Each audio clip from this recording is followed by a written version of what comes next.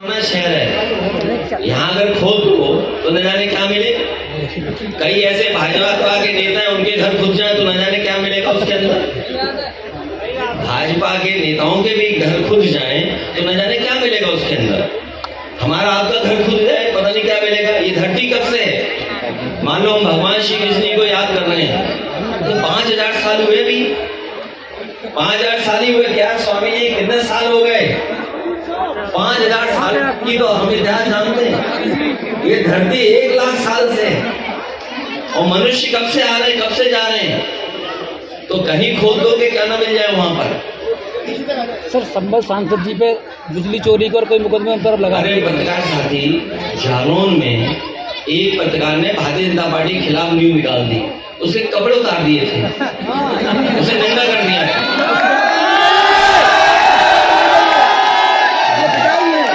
ये देखिए, ये सब सोशल मीडिया का जमाना है। अब आगे की रणनीति क्या होगी? आगे ऐसा नहीं जो चीजों को मैं जानता हूँ, इन चीजों को कैसे फेस करेंगे? नौजवान जानते हैं।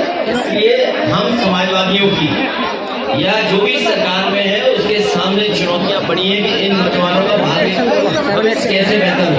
एक मेरा क्वेश्चन है, अभी आपने एक मंच से बात की थी, भगवान श्री कृष्ण ने गुजरात में प्राण त्यागे थे और कल ये गुजरात से शुरू हुआ। क्या आप ये मान रहे हैं कि ये मोदी जी की तरफ है, योगी जी की तरफ है? अमित शाह जो इतिहास है, जो पौराणिक कथाएं हैं या जो सच्चाई, उसको हम और आप टाल नहीं सकते। भगवान श्री कृष्ण का ये कार्यक्रम है और मैं चाहता हूँ कि आप लोग भी इसे रिसर्च करो, जानकारी दो, हासिल करो कि क्या सच्चाई है उसमें। क्योंकि जब भगवान श्री कृष्ण जिस समय प्राण छोड़े उसी समय से मान्यता है कि कलयुग शुरू हो गया। और वो स्थान जहाँ पे भगवान श्री कृष्ण ने प्राण छोड़े वो गुजरात में है, सोमनाथ के बगल में है। और जिस पेड़ पर भगवान श्री कृष्ण बैठे थे, अगर मैं आपसे पूछूं कौन सा पेड़ था तो बता सकते हो क्या?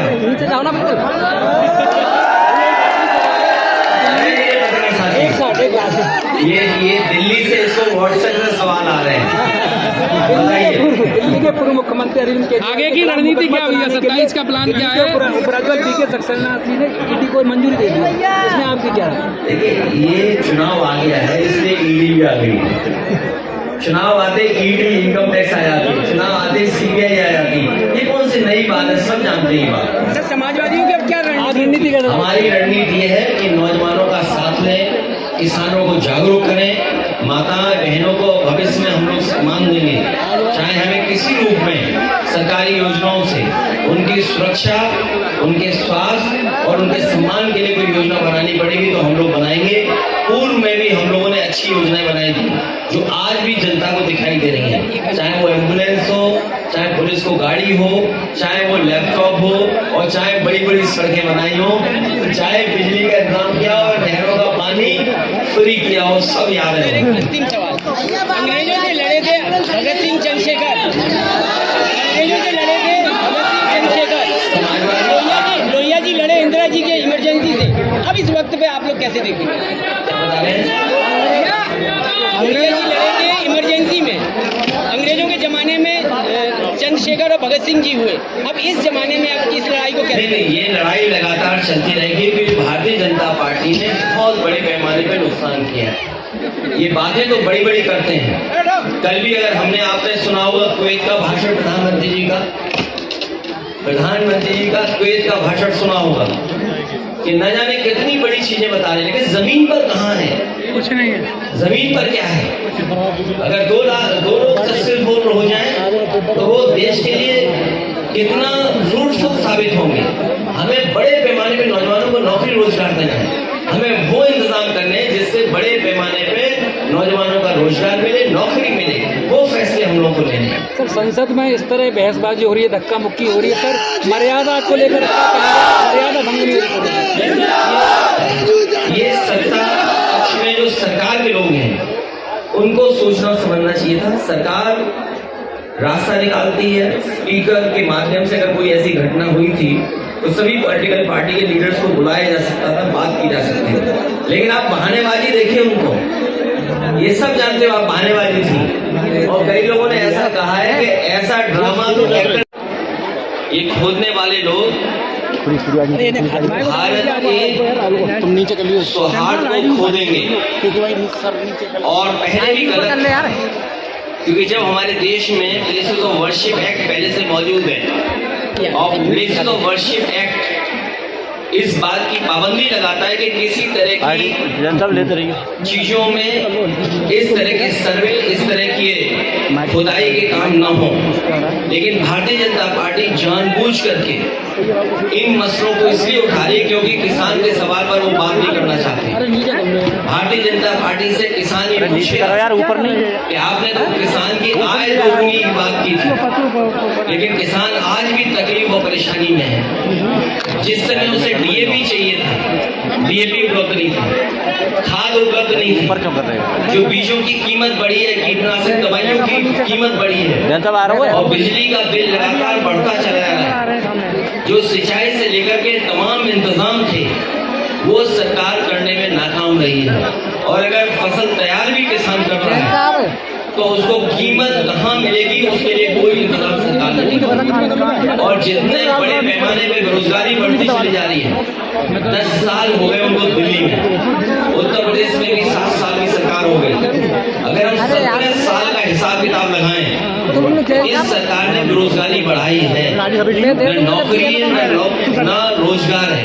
तो इन तमाम सवालों से ध्यान हटाने के लिए जानबूझ करके सरकार इस तरह की खुदाई के कार्यक्रम कर रही है।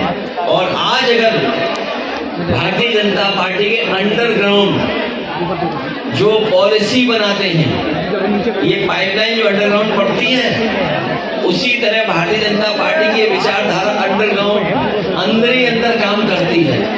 ये बात पहले भी कहनी चाहिए थी। लोगों की जान चली गई, लोगों के घरों में छापे पड़ रहे हैं, बिजली के नाम पर 2-2, 3-3 हजार लोगों के यहाँ एफआईआर दर्ज हो गई। अगर ये बात गलत थी भारतीय जनता पार्टी की तो जान तो वापस नहीं ला सकते।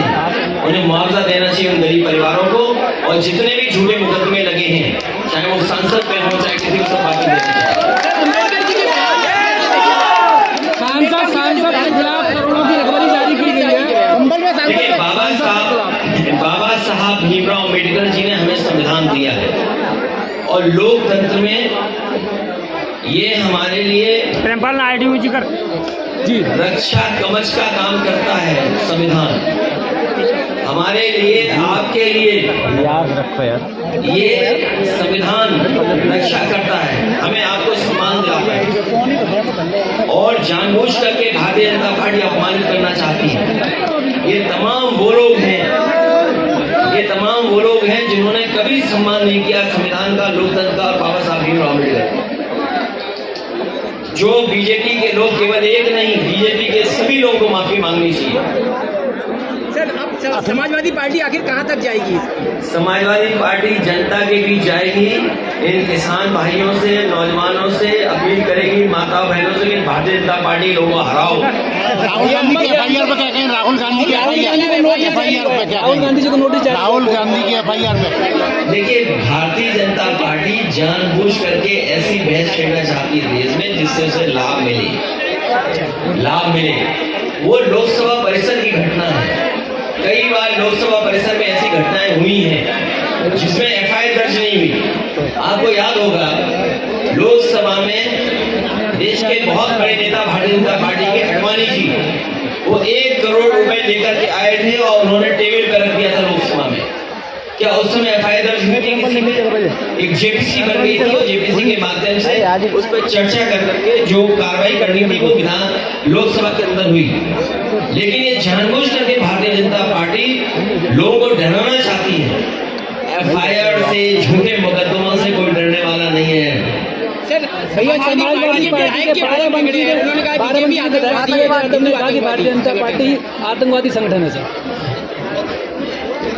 हो सकता है उन्होंने ज्यादा कह दिया हो, उन्हें ये लगा हो जो नफरत फैलाने वाला दल है। आप नफरत फैलाने वाले दल को क्या कहेंगे? जो दल ये जानता हो कि इस घटना के बाद लोगों की जान चली जाएगी, उस दल को आप क्या कहेंगे? केवल एक जगह नहीं, कई उदाहरण मैं दे सकता हूँ जहाँ पर भारतीय जनता पार्टी ने इसी तरह नफरत फैलाने का काम किया है। भैया, संभल में मंदिर जगह जगह निकल रहे हैं और फरक्काबाद वाले तो सर्टिफिकेट वाले सांसद हैं, वो जनता के जीते हुए सर्टिफिकेट नहीं है। फर्रुखाबाद वाले सर्टिफिकेट से जीते हुए सांसद हैं। हम तो उनसे कहेंगे अगर इलाज दवाई की जरूरत हो तो हम डॉक्टर एक भेज सकते हैं और सलाह ये फ्री दवाई कराएंगे।